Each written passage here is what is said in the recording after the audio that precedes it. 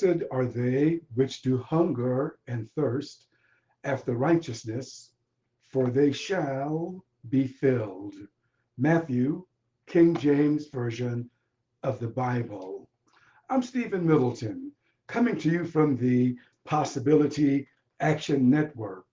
Our core values include I am, I can, and I will. I am Possibility Man.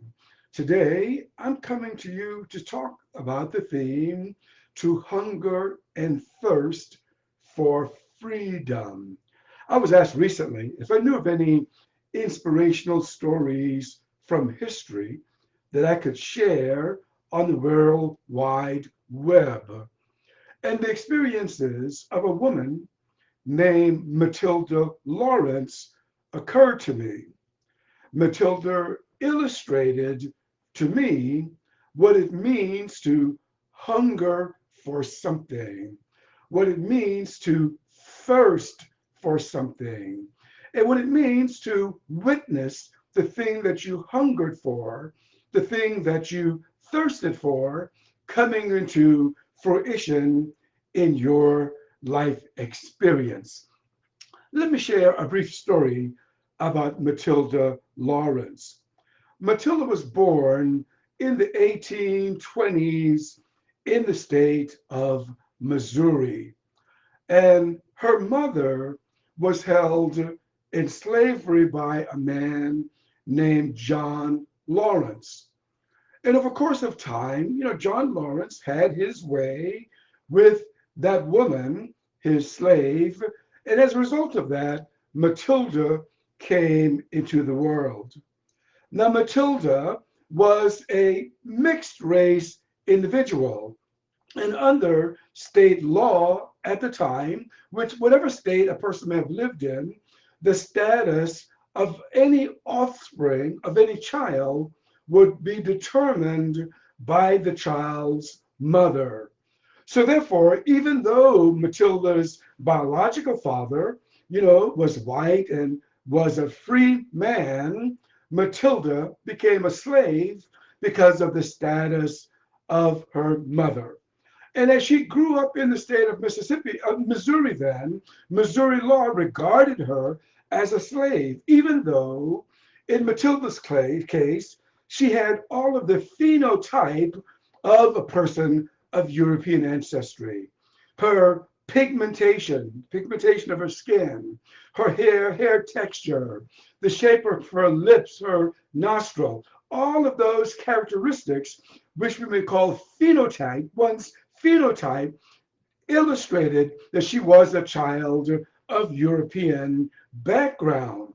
However, in Missouri, she had to be a slave. As she entered her teenage years, her biological father began to ask her to serve him, as a cook and to be his maid, his personal servant. And by the 1830s, her biological father, John Lawrence, had become ill, had become sick, and he decided that he wanted to go to the East, where he had hoped to find some big shot skilled doctors who may treat his condition. So the city that he picked was New York. New York was a big city. If any doctors were around, he felt that a doctor there might help relieve him of his disease. And he decided then that he would take his biological daughter, who had become his nurse, to travel with him to New York City. Much of the travel was done by waterways, including the Ohio River. So therefore, Matilda then, as she accompanied her father, traveled through various states that were free, including Ohio, heading north into New York. Her father decided that in order to conceal that she was a slave, that she would treat her as if she was a free person. Now, this was important because had he treated her as a slave in a free state, those states might have released her because it was illegal for a person to control a person as a slave in a free state. So therefore, he treated Matilda as his free person who was accompanying her on his journey to New York. When they arrived in New York, Matilda met other people. She engaged with other people. And her thirst, her hunger that she had been feeling for a long time for freedom began to increase more and more. She had social conversations with young men, and she liked this thing called freedom, and she wanted to be free. Her biological father would have none of it. So as they made their journey back to Missouri, when they reached the state of Ohio and the ship stopped at a harbor in Ohio temporarily, Matilda again asked John Lawrence to free her, but he refused to do it. He agreed, though, to allow her to go move off the ship and to stretch her legs for a time and to look at the beautiful Queen City called Cincinnati. So Matilda then went out and looked out into the city. And then some Black Americans saw her standing, at the edge of the river, and they beckoned her to come to them. They were aware that slaveholders would frequently use the Ohio River as a highway, transporting enslaved persons back and forth. Matilda saw them, spotted them, and decided that she would go talk with them. And here's what they told her. They told her that the state of Ohio was a free state and had always been free. And if she wanted freedom, that she could stay in Ohio with them. And that it would help her secure a job and the like. And that's what she did. She disappeared in the city with those men, many of them who had been on the lookout for people like Matilda. John Lawrence looked for her, but she was nowhere to be found. And of course, when the ship went away, he decided that he would board the ship at the time to go back home to Missouri. But he did hire some slave catchers who would be on the lookout for Matilda. He described her, and those individuals he promised would receive the handsome pay if they were able to find her. At any rate, Matilda then, working with these individuals in Cincinnati, did secure a job in the home of James Birney.